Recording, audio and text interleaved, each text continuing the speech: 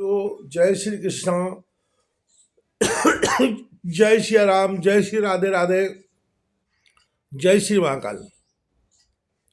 देवयानी का विवाह और ययाति को शाप प्राप्त होने की कथा इस वीडियो में आपको श्रवण कराएंगे।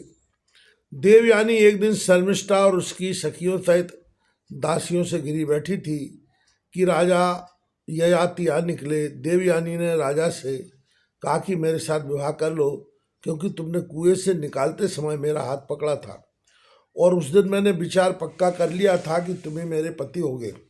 राजा ने उत्तर दिया कि वे विप्र कन्या का वरण बिना उसके पिता की आज्ञा के नहीं कर सकते। देवयानी ने जाकर अपने पिता से कहा। शुक्राचार्य जी ने ययाति को देवयानी के साथ विवाह करने की आज्ञा दे दी। ययाति देवयानी को विवाह कर ले आए। देवयानी शर्मिष्ठा आदि को अपनी दासी बनाकर राजमहल में ले आई। ययाति देवयानी प्रसन्नता से रहने लगे। एक दिन राजा ययाति वाटिका की ओर जा निकले। वहाँ उन्होंने शर्मिष्ठा को देखा। शर्मिष्ठा ऋतुवती थी। निदान उसने राजा से ऋतुदान मांगा। धर्म जानकर राजा ने ऋतुदान दिया। ययाति के साथ संभोग से देवयानी के 2 पुत्र हुए, यदु और तुर्वसु, और शर्मिष्ठा के 3 पुत्र हुए, द्रहु, अनु और पुरु।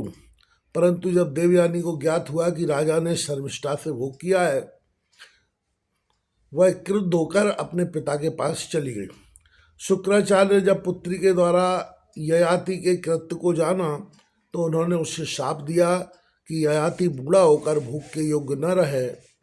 ययाति ने जब शुक्राचार्य से शाप मुक्त होने के लिए प्रार्थना की तो उन्होंने कहा कि यदि कोई तुम्हारा बुढ़ापा स्वयं ग्रहण करके युवावस्था दे दे तो तुम पुनः युवा हो सकते हो।